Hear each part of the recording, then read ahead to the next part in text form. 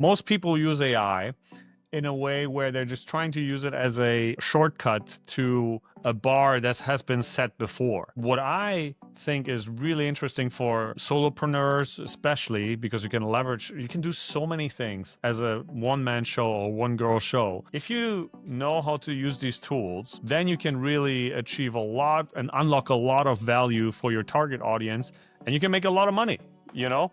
What's one AI tool you are currently using almost every day to run your business?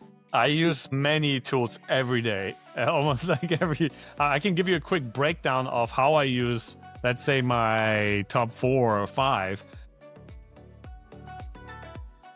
For today's episode, I am joined by Kamil Banc, who is an entrepreneur and he's the creator of the AI Adopters Club on Substack.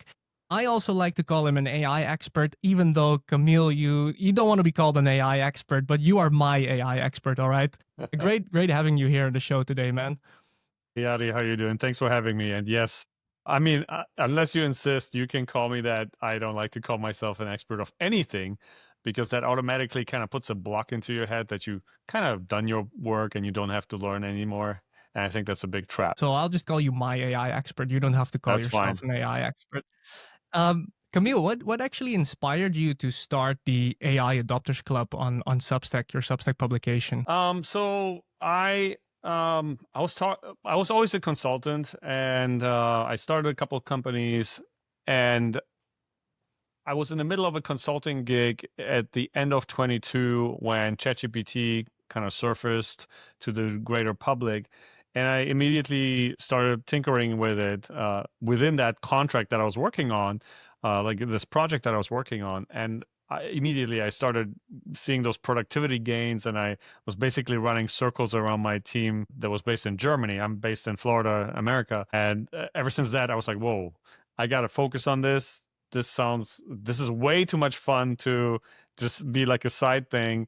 And I also think that it's something that's really ripe for the taking as a millennial. You know, when you think about something like the .com uh, boom and the bust as well, then the crypto, for some reason I was a little bit too late and in a wrong geographical setting where they didn't allow crypto trading at that time. So I'm like, okay, AI, this is it right now.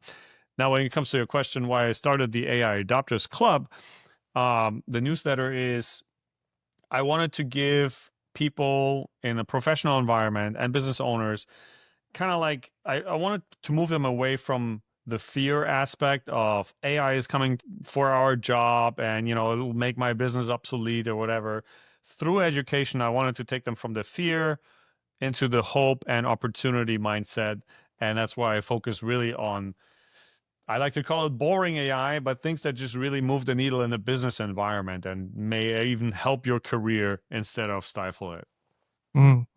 For those of you watching on YouTube, right behind Kamil is a big sign that says adapt and create. And that is really your motto, right? And I think that fits in perfectly with the current landscape where AI is really reshaping how we do business. But what does that motto mean to you personally?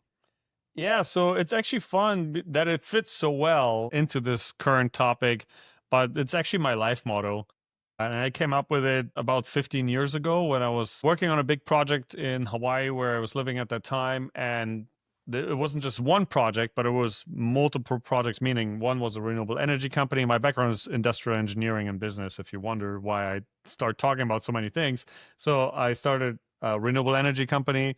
I was working on 2 accelerators, like startup accelerators, a venture capital network over there, and a bunch of other little things. And it happened so that at this one time, it was at some dinner or something, this reporter came up to me and said, "Hey, so what do you do?" Right? And I was like, you know what? I'm so tired of always having to go through all the things that I do. I have to come up with some essence of what represents me as a person and, you know, kind of either shuts the conversation down if they had enough, or if it's just like a superficial question, or they can inquire more. So that's where I came up with adapt and create. And for me, it's really about the fun and joy that I have of being in a new environment, whether this is me being an immigrant, a lifelong immigrant, multiple times actually, or coming into a new environment when it comes to a new industry or a new topic like AI. I just love learning about it. And then I get huge joy out of creating things after I learn a certain types of basic skill set within that environment, creating things that I can just ship, whether this is like a little app or a startup or a pitch deck or some result, right? That gives me a dopamine hit, and that's where that comes from. So adapt and create. And I really think that, especially in this day and age, right, with AI, you have to adapt to that. And personally, when ChatGPT was like launched, I was still a bit skeptical. I was like, oh, like this is, it feels like I'm cheating, or it feels like I'm not supposed to be using it. And I was initially like a bit closed minded to it. I was not really adapting to it fast. And I remember a friend of mine calling me saying, like, hey, I just spent like 2 days working with ChatGPT, and I know this can really skyrocket your business. So right now, stick with me on the phone for the next few hours, and I'm going to share like exactly how this can help your business.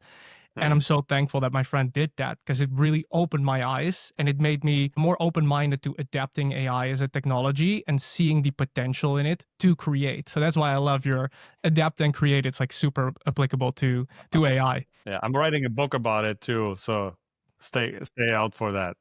On the motto of adapt and create. Yeah, yeah.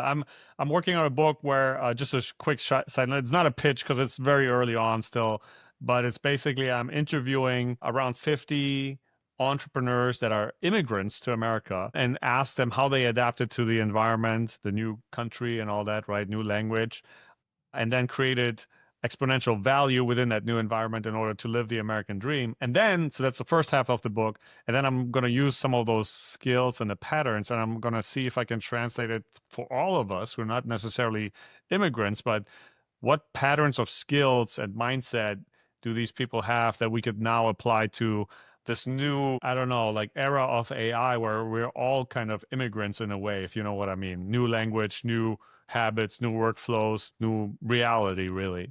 How do you see like AI currently changing the game for entrepreneurs and online creators specifically? You know, it blows my mind when it comes to the opportunity that it unlocks, really. And just case in point, before I started the newsletter, I was a ghostwriter. And I still have very, very few, like two clients actually, as a ghostwriter. And to me, as a guy where English is his third language, I'm probably dyslexic because I don't even type anymore. I just use voice. It was mind-boggling that I could be charging, and I do still charge $1,000 per email per week, right? And then that's amazing. Like I would have never thought about it before that would be possible. So, but there's a caveat, and you mentioned that kind of briefly. You mentioned that, I feel like, did you mention it already? Like cheating, that it feels a little bit like cheating. Um, Yes, that's true. If you only use it to cheat to achieve the results that everybody's used to getting at some point. You know what I mean? So most people use AI in a way where they're just trying to use it as a shortcut to a bar that has been set before. What I think is really interesting for solopreneurs, especially because you can do so many things as a one man show or one girl show. And especially when it comes to you really putting in a lot of effort plus AI. Okay. So you don't just achieve what was possible before by a team that you can achieve now, but you achieve something that was impossible by a team that you can do now by yourself. And that's the thing that a lot of people kind of miss. And I have two little kids, and I show them magic tricks. And the biggest thing about magic is not that there is some magic necessarily that we don't understand. It's just that our brains don't comprehend or don't want to comprehend that the magician took so much time just to learn this little coin flick with its fingers that it looks like magic. Okay. So that's kind of like where I'm at with AI and for solopreneurs. If you know how to use these tools and you put an exorbitant amount, there comes the dyslexic thing, amount of energy into creating with those tools, then you can really achieve a lot and unlock a lot of value for your target audience, and you can make a lot of money, you know? Yeah, absolutely. And I think that's really key, right? It's not that um AI in that sense will replace you. It's like people who know how to use AI, they can supercharge their output and build businesses. Like I've heard this many times before that a lot of top entrepreneurs, they predict that we will have the first one person $1 billion company, and we will have many more of those in the next decade because of AI, because of all the things that initially you would need maybe to hire a team for, you could now do with the use of AI, but you have to like kind of learn how to do it. And also, like, this is something you and I spoke about last week, and you mentioned to me, like, don't think of AI as how can I like make incremental progress and a little automate a little bit here and there, but really like shift the boundaries of what you think is possible for you as an individual, as an online creator, as maybe an entrepreneur, and really like shift that whole perspective on, hey, what can I now do with these tools at my disposal?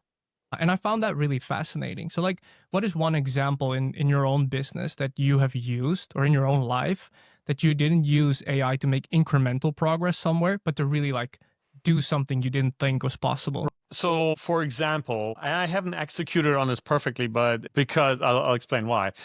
You know how for newsletters, sometimes you have those, what do you call it? Like a PDF or something like on a landing page. What do you call them again? Like a lead magnet, or Lead magnet, right. yeah.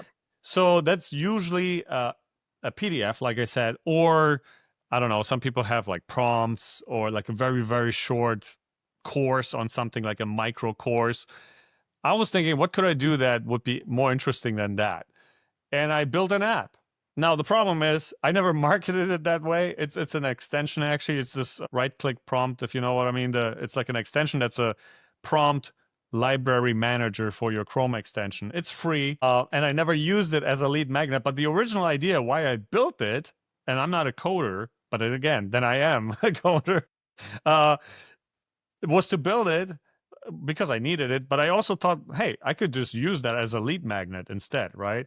So those are kind of the things like how can you use these tools? Like another example with Google Gemini, it's one of the big LLMs for your audience. It's free, and you can do a deep research on any given topic. And the cool thing is now, after you're done with the research, it gives you an option. What do you want to do with all this now? You got like a 50-page report on something, right? Let's say Morse code, for example. And now you can just tell it, okay, build me a game that teaches me how to learn Morse code, right? And it does that. And then you can package that and use that as a lead magnet, for example. Another example, next to the newsletter, I'm also still a consultant for clients that actually need AI integration into their business. And so what I did recently when I was talking on a phone, trying to close a client, I had one of their employees, it was a real estate developer. I had one of their employees send me a little bit of data on a deal that they're working on. And I just ran it through some tools, did some market research, which really, I honestly, I did that while I was watching Netflix with my wife. I was doing it on my phone. And then I got a whole presentation with deal analysis, competitor analysis, market demographics, everything put together as a website ready for them on the phone call. Stuff like that. And it didn't take me more than 15 minutes, So think a little bit. It's still the same old principle. Think outside of the box, but now you're supercharged with those things. And in fact, the biggest hurdle, and that's what I'm trying to get across as well in my publishing, is that we really need to understand how we can even use these tools, because oftentimes people don't even understand what's possible. And if they do, that's when their mind gets blown. Because that's something you told me as well a few weeks ago, where you said like use AI to uncover your blind spots, and I think that fits with the whole perspective of use AI. Okay, yes, you can use it for incremental progress, because why not? But to really like change the game and shift your belief on what's possible and do things that you previously didn't think were possible for you, that requires also like uncovering your blind spots. How does one like uncover their blind spots with AI? Well, in one single word, it's context. Okay. So you need to give it obviously context about yourself, your situation, and then ask the right questions. And if you don't know the right questions, guess what? You can ask, what are the questions that I should be asking in order to uncover my own blind spots from a business perspective, from a love life perspective, whatever you want? Again, if you don't know, ask. Simply ask. And that's really the way you use AI, right? You have a conversation and you ask questions and you ask it specifically, what do I not know or what haven't I asked yet that I should ask you to get the outcomes I want? I think Yeah. it's like such tiny shifts that are obvious when you hear it, but it's not obvious when you use it, right? It's like, because the way we are used to engage with the internet, for example, you Google how something works and then you kind of like dig through all the information to see if you can find it and draw your own conclusions from it. Yeah. And now you can actually chat, right? And ask, what didn't I do? What, like, am I missing here? What am I overlooking? What blind spots am I having? And you can use it to build a better business or use it for self-improvement or use it for any aspect of life. And I think that's really interesting. Yeah. If you take away one thing from this conversation, then just focus on your ability to ask the right questions. And if you don't know what the right questions are, ask to ask. And it's something, by the way, it's something that I struggle with too, still. Like, I'm living and breathing this stuff 24/7. But just a very quick example. Last week, ChatGPT, actually, I think it was Grok 4. Got to give credit where credit is due. It saved me, well, probably a team of both. They saved me around $3,000 a year on my insurance just because I asked a question on how to negotiate my rate down. I mean, that's insane if you think about it. And that's just a tiny little sliver. Now, coming back to opportunities for solopreneurs, I could build, if somebody listens to this, just build a website that's AI powered that allows people to get the AI to negotiate their insurance rates for their homes down, right? Like stuff like that. It just comes out like crazy left and right. You have all kinds of opportunities. This reminds me of when I sat down with ChatGPT to look at my tax situation for my business, and specifically here in the Netherlands, right? It's a pretty small country, so most tax advice that you look up online is all applicable to the US, for example. And there's not really that much available for me in the Netherlands. So I shared my entire situation, what type of business I have, what type of investments I have, like very detailed. And the outcome was like I could very easily save like a few €1,000s per year in taxes with a few shortcuts. I double checked it if it was all legit, like if it wasn't Yeah. hallucinating or anything, and it was like correct. And I was like, this half an hour of me spending time with ChatGPT just out of curiosity, like, hey, how can I optimize my taxes, right? And the outcome was saving a few €1,000s per year. I was Yeah. mind blown. That's when that was like a few months ago, and I realized like, oh, I shouldn't just use this for my business. I should use this as like a life operating system, right? And really Right. see where I can uncover the things I don't know. And Yari, now that you mentioned it, I just want to put something on the radar here for you. How much effort was it for you to do that conversation with the AI?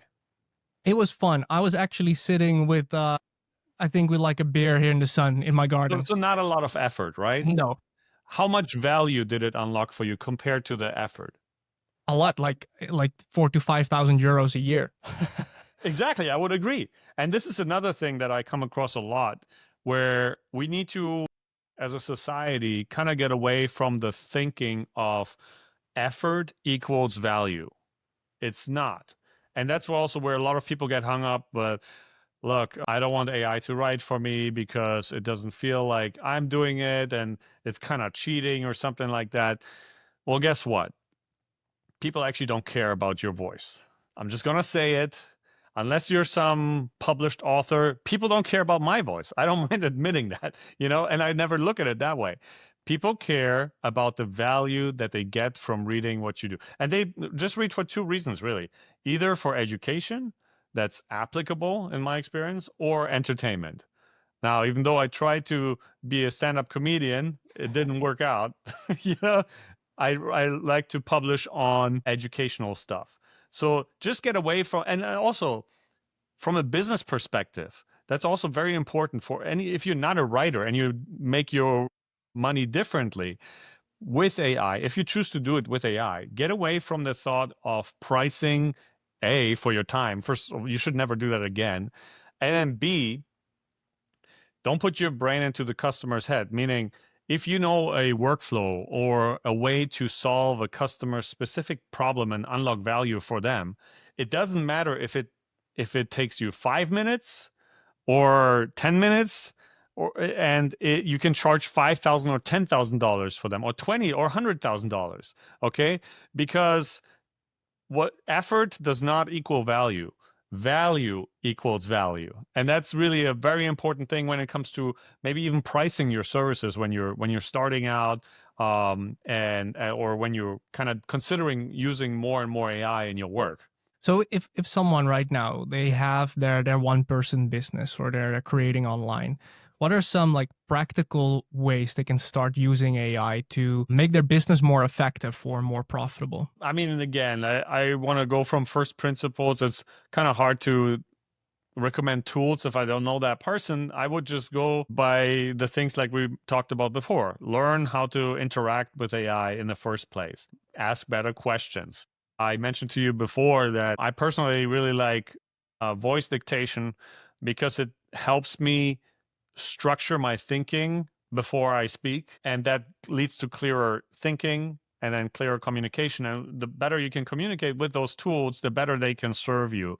Obviously, you should know the basics of how they work in order to get the most out of them, what they're good at, and especially what they're not so good at, what they're not supposed to be used for. And, as you dig deeper into your specific niche, I would just focus on a very specific problem that you're trying to solve as you're starting out in AI, and then just get really good at that and find the best tools for that specific niche. Because what that will do to you is, A, you'll get really good at solving one specific problem for one specific customer with one specific solution that you can then scale if you wish easily. And then B, it'll help you to get away from all this hype and all these news coverage 24/7 of all things AI, and it'll put on those strategic horse blinders on your head so you can focus on only what's relevant for you. And then once you are comfortable with that, you will expand naturally from that. Mm. I think that makes a lot of sense, right? Because there's so many things changing in AI, and it happens so fast that can feel very overwhelming. So really pinpoint what is applicable to me, what do I need, what do I want to use it for, and learn those things, because otherwise it is like too overwhelming to really get started with it. One thing you also said was really that voice dictation, and I find myself using that a lot as well. I remember you even challenged me to say like, don't type again, use your voice only, and I'm really working with that. Yeah. And it's so funny because I had like some productivity rule for myself that whenever I would write a long form article, I would do that in a coffee shop. I would do that outside of my home. Since like a month or 8, I cannot do that anymore because I write using voice dictation, and I'm not Yeah. gonna sit there in a coffee shop speaking into my laptop like a crazy person. And so I have to do it at home now, which is kind of like a funny change. But I really find that as well, that when speaking your thoughts, you can even just ramble, right? You can just let your thoughts out without editing it, without perfecting it, versus typing, like it goes way slower. You might already start editing your sentences because it's like, oh, I'm typing this, oh, but I made a mistake, I need to edit it. It interrupts your flow and your train of thought and your ideas. So I find that whenever I'm writing an article, it's actually like voice dictated, and then I'm using ChatGPT to edit it for me and make it flow and cut out the irrelevant parts. And I'm actually getting so much feedback from my clients, people who are on calls with me, and they say like, when I read your articles, it's like I can hear you speak. And I'm like, that's because I'm actually speaking. And I find that using AI that way, again, it's not like it's all your thoughts, it's your own ideas, it's your own creativity. You're not asking AI to replace your thoughts, to replace your creativity, to replace your insights. No, you're actually sharing it in as much detail as possible using voice dictation, and then asking AI to do like what I find the hard work, which is editing, stringing it all together, making sure it flows well and it's easy to read, which is the most time consuming thing. Yeah. So for me, that really changed the game. How do you do that, Camille? Because like you said, you're basically using voice only. You're hardly typing anymore. Yeah, I mean, I just try to use it across the board with all my devices for anything that I do. So voice dictation is one, but voice research is another thing, which is some of those tools like Perplexity is actually really good at that. They have the voice mode. ChatGPT has a voice. Everybody has a voice mode, but Perplexity is really good when it comes to talking to it about a topic that you want to write about, for example, and then having it go out and research, present you the things that it found, and then just keep the conversation going. And then I even remember I was at an airport a couple months ago, and I was doing this exercise as I was coming off the airplane all the way to my rental car. I was done with a whole research and first draft for my article on a certain topic, right? Because you go back and forth, and it's not just listening back to your own thoughts, but it actually is a real, like a research partner in that sense. Now, there's another way, kind of like closer to what you mentioned, is sometimes I just like to open up the app and I say, okay, for the next conversation, don't say anything except listen to me, let me ramble, and then when I'm ready, I will tell you to help me summarize everything that I talked about. Say okay to understand, and then it just says okay, and then you're ready to talk whenever you want. Also helps when you're on a treadmill or you walk around a little bit and you just kind of want to let it out that way. And in general, what you mentioned, what you think is the hard work, like basically editing and stringing it all together, as you said, that's the perfect way to do it. In fact, my first article that I published, I believe, on this newsletter is called something like Welcome to the Director's Chair. And that the subtitle is, I think, congratulations, we all got a promotion we never asked for. Meaning that now we're not the writers anymore. Okay, we don't have to be if we don't want to. You can still be if you want to, and but if you want to be more effective and competitive, whether you're a writer, graphic artist, or analyst, you don't do the thing anymore. You just direct in which direction you want to go with it. You tell a story based on the results that come up. You lead the creative direction of something. So you're a director. You need to acquire those skills that your superior would have had in the past above you, right? In an organization, if you work in an organization. If you don't, then, just imagine it. Because now you have employees that are super cheap and very, very productive. So I think a big part goes to really thinking about, okay, in my field, what are the meta skills that I need to acquire to become a effective director of my small scale team that I have now employed. For example, you might have heard that I don't even call myself a writer. I don't say I write articles. I just publish them, okay? Because I would be lying if I say I'm writing, and I would be a hypocrite if I don't use the tools that I say I'm using, right? Plus, everybody's using it now. So, the cat's out the bag. Oh, we're all using AI. Get over it. That's just a fact, right? But so the point that driving here is really think of the meta skills to get you to a higher role in your function to effectively unlock the value to your customer, because that's essentially what it's all about. I recently read somewhere that this is like the perfect time to see yourself as an architect, right? It's like rather than being the one laying all the bricks, doing all the hard manual work, like be the architect of the building and use AI to lay the bricks, right? But Yeah. that means you need to look more into what do I want to build, what can I build, what is valuable for my customers, right? And really architecting, designing everything Mm. and having more of a top-down overview and then using AI to do the hard manual labor. And I think that's really interesting for especially entrepreneurs who are by nature builders, and they think in opportunities and in what's the next thing I can build. Well, now with AI tools, you can actually do that without it being like a distraction from maybe your current business or without taking like an insane amount of time and effort. Yes, exactly. That's exactly on the spot. A couple of skills that generally apply to this, I would say, is things like critical thinking. Okay, you need to understand what's a waste of your time, what's not, what's applicable to your case, what's not, what's a good outcome result versus a bad result. So you still have to be there as the gatekeeper between the output and what you would like to communicate with your customer.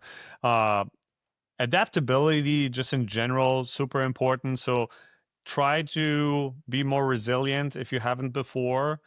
Try to thrive in those wicked environments that generalists are generally good. If you're a specialist, I'm sorry, AI is going to take your job much sooner than if you're a jack of all trades, uh, master of none, yet better, still better than a master of one. So that's the full saying. And just enjoy the journey, because right now I feel like among all the things that we talked about, it's just so much fun to be in this environment. And it's literally, you're so powerful because your thoughts can be turned into something that can help somebody or solve somebody else's problem so quickly.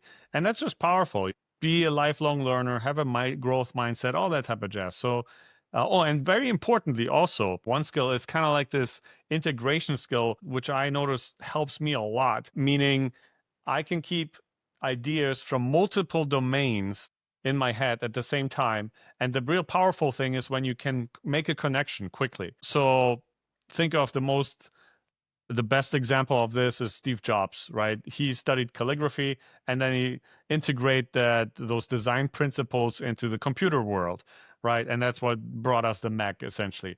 So if you can have these types of skills and maybe some others that are more specific, then you're on a good path. Now, when it comes to really thriving in this age of AI, what do you think is one belief or habit that business owners and online creators should adopt starting today? Oh, I have a challenge. That's a good one, actually. Unless it's a completely like irrelevant opportunity to you in your field, I challenge you who's listening to this to never, ever say categorically no to an opportunity because you have limiting beliefs. Because now, let's say I have this guy is a lawyer. He's researching one of the biggest or maybe even the biggest pension funds in America for fraud. And he asked me, "Hey, Kamil, can you help me? I think it would be interesting." I'm like, I have no idea about this stuff. It's not my language, it's not my field, but of course I said yes. And then I'll figure it out because now you really have no excuse to not try to figure out, because at least what you can do is you say yes, then you ask a bunch of questions to the AI that you have to figure out if this is something that you can do that's worth your time, and then do it. And again, I preface that with you shouldn't do opportunities left and right because there's too much opportunity. So you kind of have a net and a filter of what generally you want to go after. But as soon as something falls into that focus of yours, but you have some belief like, oh, I don't think I'm ready for this yet. I can't do this because of X or Y. I would love to do it maybe in the future. No, do it, say yes to it now and just go with it. And in the worst place, you just say, I'm sorry, can't make it happen. Okay, after a little bit of research. But I implore everybody to never say no to an opportunity ever again. It also kind of reminds me of when we're working with our clients that some of them might have more of a limitation about what they can do. And for example, if we look at their Substack newsletter, right, and it's like publishing consistency, okay, consistently, that would take time and effort. Then we tell them, hey, maybe create a digital product or set up a high ticket offer for it. And then I can see that many are like, but that's going to take so much time and effort. Like the limitation is like starting to creep in, right? And I think with AI, now you should or could basically say, yes, let's do it. And let's see how I'm going to be able to do this as best as I can and as fast as I can using AI, right? So if you have your Substack newsletter and you think of a digital product, how can you maybe that day, that exact day, open your laptop, fire up ChatGPT, and see if by the end of the day you can have an MVP version of your digital product ready and live. Because it is possible, but it's just all happening so fast, all of these changes in AI, that I think we're not used to thinking that way. We're still used to thinking like it's not possible, it's going to take too much time, too much effort, I shouldn't juggle too many balls at the same time. And there's absolutely truth in that, right?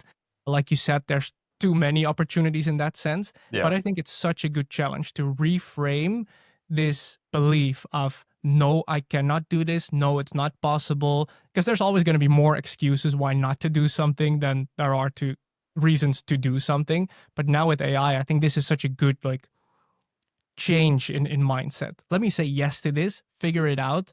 Worst case, it doesn't work out. So what?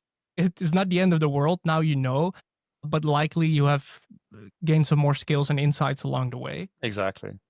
Because essentially what it is, it's you have this mentor or tutor with you 24/7 that you can ask anything and you can have it do things for you, which you can't have with a mentor necessarily, right? So really, it hasn't been a better time. And especially now where there's this window of opportunity, maybe for the year, 2 years max, of what I call this AI arbitrage game, where huge swath of business owners or professionals that are making money with what they've been making money with for the last 10, 15, 20 years, or maybe longer, and they don't have time to figure any of this out.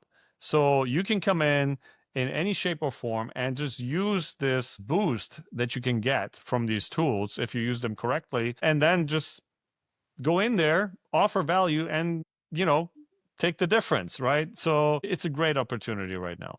Camille, these AI tools, right? They change all the time. Yeah. But what's one AI tool you are currently using almost every day to run your business? I use many tools every day, almost like every. I can give you a quick breakdown of how I use, let's say, my top 4 or 5 Yeah, in like please. bullet points or something. So Gemini and Perplexity is what I use generally for research, deep research, and quick research.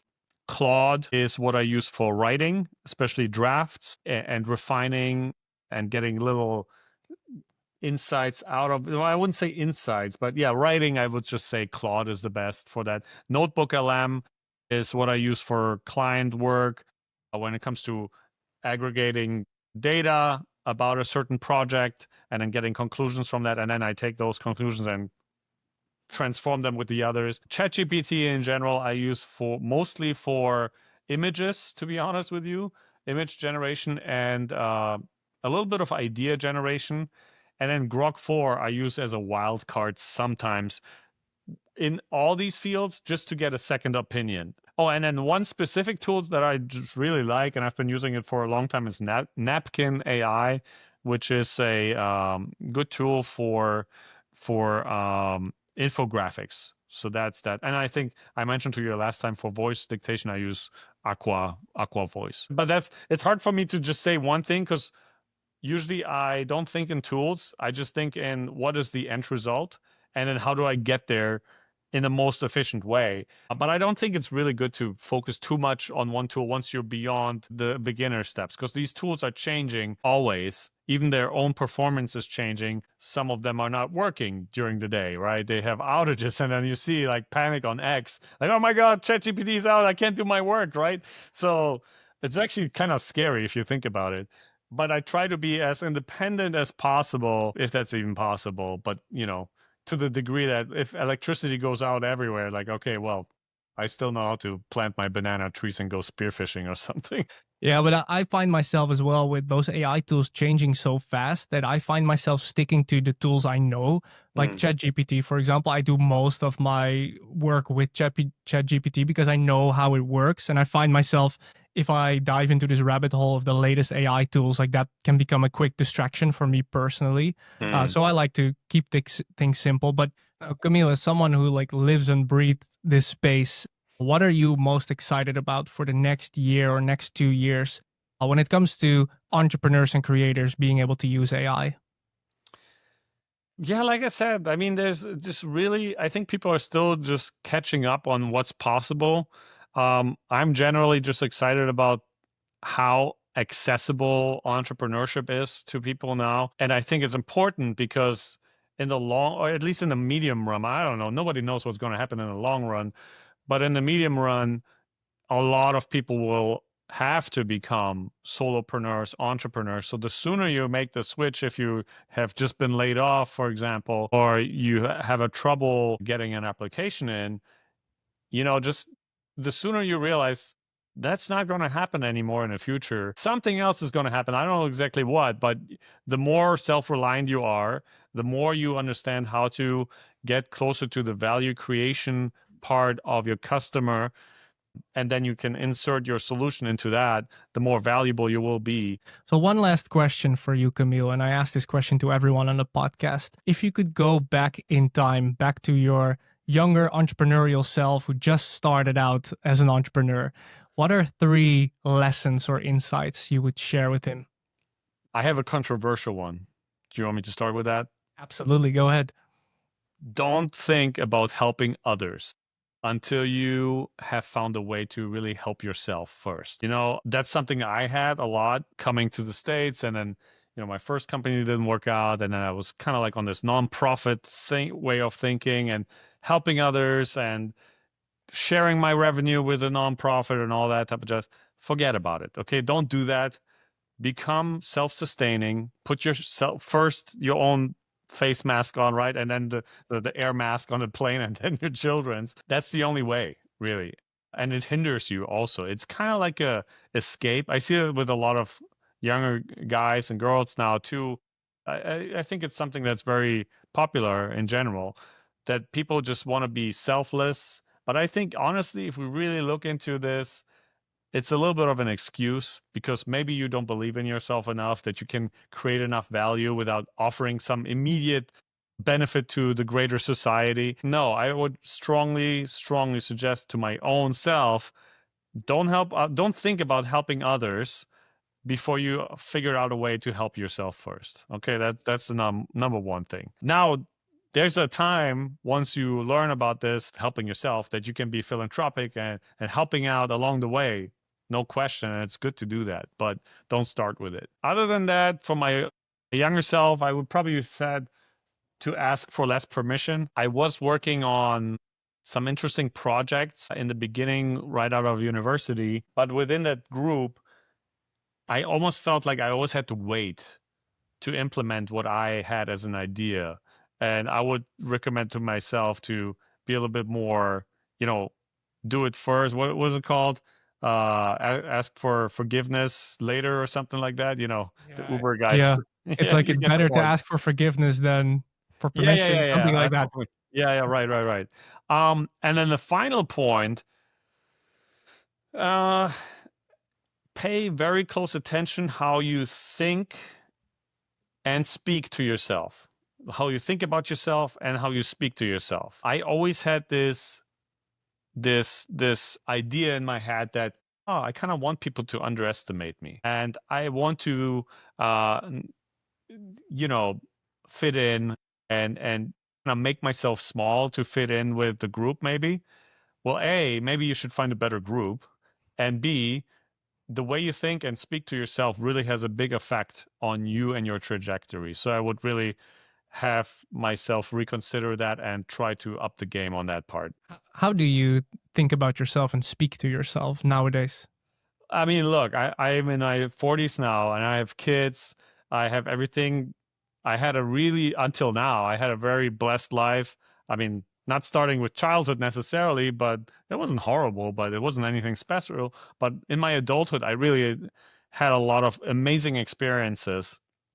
I have another thing that's very specific to me. I actually had such a great life that I, like 10 years ago or so, well, actually before that, in my late 20s, I was like, man, I could just die tomorrow. I'll be happy. I had such an amazing life. But to me, a fourth advice is to ask more from life. Even if you have gratitude, it's great, but you need to keep asking more for life. Don't become complacent. But the way I speak to myself and I think of myself is A, this opportunity thing that we talked about. Like I can do everything that is put in front of me because I put myself in a position where these things just come to me. And when they come, I know that I'm ready. Okay, so that's how I think about it. And oh yeah, and I know that everything that I really need to succeed is already within me. Like there's not really anything outside that has to come that I have to wait for. Camille, thank you so much for sharing your insights with us here today. Where should people go if they want to learn more about what you do? Yeah, I mean, the best way is just to find me on Substack. My newsletters, AI Adopters. The URL, I got a fancy custom URL. It's aiadopters.club. You can check it out there. And yeah, it's the best way to get in touch with me. Awesome. We'll link to that in the show notes, and I highly recommend people check it out because I'm reading your AI articles all the time. Camille, thanks for being on the show today, man. It was great having you here. Thank you, Yari. I appreciate you.